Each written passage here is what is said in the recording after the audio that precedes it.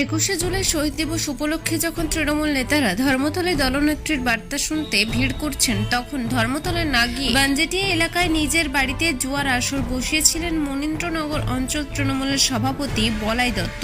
ওই খবর পেয়ে সোমবার রাতে বহরমপুর থানার টাউন সাব ইন্সপেক্টর বিশ্বজিৎ ঘোষালের নেতৃত্বে বহরমপুর থানা পুলিশ বাহিনী বলাই দত্তের বাড়িতে অভিযান চালিয়ে 8 জনকে গ্রেপ্তার করে। তার মধ্যে তৃণমূল নেতা বলাই দত্ত রয়েছেন।